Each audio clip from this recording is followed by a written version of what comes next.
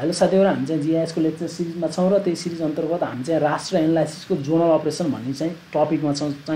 अब यो लेक्चरमा चाहिँ हामी यो टपिकलाई चाहिँ कभर गर्ने छौं, जोनल अपरेसन्स है। अब जोनल अपरेसन चाहिँ कसरी डिफाइन गर्ने? A zonal operations works with a group of cell of same values or like features है। एउटै भ्यालु अथवा चाहिँ उस्तै फिचर्सको आधारमा चाहिँ जोनल अपरेसनहरु चाहिँ हामीले डिफाइन गर्छौं। These groups are called zones है। Zones may be a contiguous or non-contiguous है। यो चाहिँ contiguous पनि हुन सक्छ, non-contiguous पनि हुन सक्छ। Zonal operation may work with a single raster or two raster है। जोनल अपरेसन चाहिँ एउटै राष्ट्र अथवा एउटा भन्दा बढी राष्ट्रहरु अथवा दुईवटा राष्ट्रहरुसँग चाहिँ गर्न सकिन्छ।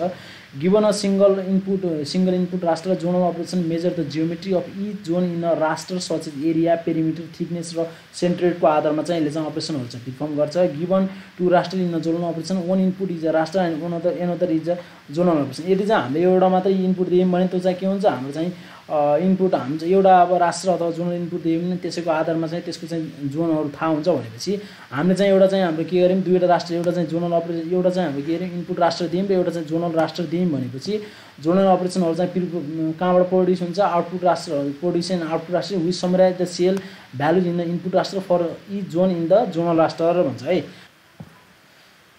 ल यो एक्जाम्पलमा तलको एक्जाम्पलमा दिउँ है। तलको एक्जाम्पल हेरौँ। यसमा हेर्दाखेरि चाहिँ के छ? यहाँ चाहिँ एक्सले चाहिँ के गरिरहेको छ? यहाँनिर भनिरहेको छ है, thickness and centroid of two large watersheds zones है। Area is a measure in a square kilometre and perimeter and thickness are measure in a kilometre and central of each zone is marked with an X भनिरहेको छ। जस्तो चाहिँ यो चाहिँ हाम्रो चाहिँ centroid भयो है।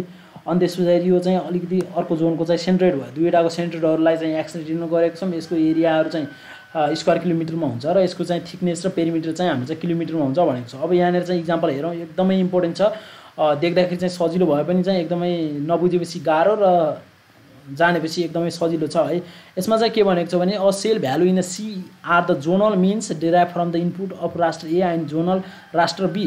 For example 2.17 is the mean of the 11224 for zone 1 भन्छ। यो चाहिँ यो हेरौँ है, यो भनेको चाहिँ के हो? हामी चाहिँ राष्ट्र भ्यालुहरु हो। यो चाहिँ है राष्ट्र हो, यो चाहिँ जोनल हो है। यसले के देखाइरहेछ? यहाँ 1111 लेखेको ठाउँ भनेको चाहिँ जोन 1 हो।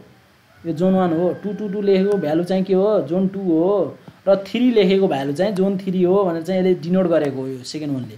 अनि यसबाट चाहिँ हामीले यसबाट भ्यालु निकाल्छौं र जोन 1 मा चाहिँ त्यही सबैलाई चाहिँ एउटै भ्यालु चाहिँ हुन्छ। यहाँ हेर्न सक्छौं हामी चाहिँ जोन 111 लेखेको ठाउँमा 2.17 छ र हाम्रो चाहिँ 222 लेखेको चाहिँ ठाउँमा 2.25 छ।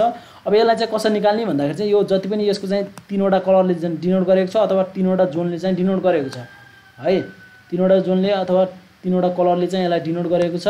जुन चाहिँ हामीले एउटा जोनको सबै भ्यालुहरुलाई जोड्ने 1 + 2 + 1 + 4 + 2 + 3 = 13 डिवाइडेड बाइ 1 2 3 4 5 6 6 वटा सेलले डिवाइड गर्यो भने चाहिँ 2.17 आउँछ। र जति पनि यो लाइट डार्क कलर छ, यो लाइट डार्क कलर अथवा चाहिँ 1 जोन एरियामा चाहिँ हामीले एउटै भ्यालु हाल्छौं।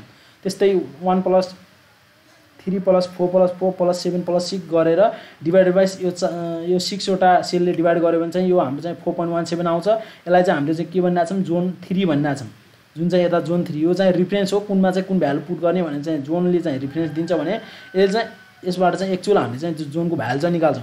अनि यो 22 छ, यसमा चाहिँ 4 वटा 2 छ जो भनेको चाहिँ 8 हुन्छ। 8 डिवाइडेड बाइ 4 गर्यो भने चाहिँ अथवा यो चाहिँ जोन 2 हो। यसमा हेरौँ 2 + 1 + 5 + 1 छ।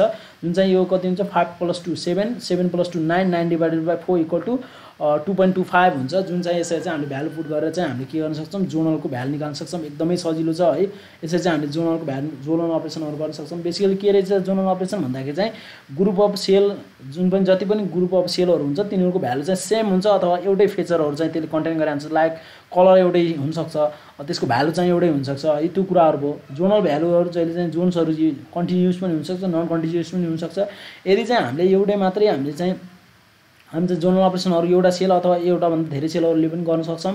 अनि त्यसपछि जोनल अपरेसनहरु चाहिँ के हुन्छ भनेपछि हामी चाहिँ के हुन्छ? यसले चाहिँ एरियाहरु, पेरिमिटरहरु, थिकनेस र सेन्टरहरु निकाल्छ। जस्तो चाहिँ हामीले चाहिँ दुईवटा राष्ट्र दियौं, हामी चाहिँ एउटा चाहिँ इनपुट राष्ट्र हुन्छ र एउटा चाहिँ जोनल राष्ट्र हुन्छ। जो जोनल राष्ट्र चाहिँ हाम्रो के हो? रिफरेन्सेस हो। र त्यहाँबाट चाहिँ हामीले के हुन्छ? हामी इनपुट राष्ट्रबाट चाहिँ हामीले के गर्छौं? त्यसको आउटपुट राष्ट्रको भ्यालुजहरु चाहिँ निकाल्न सक्छौं है। यसरी थियो हामी चाहिँ यो जोनल अपरेसन।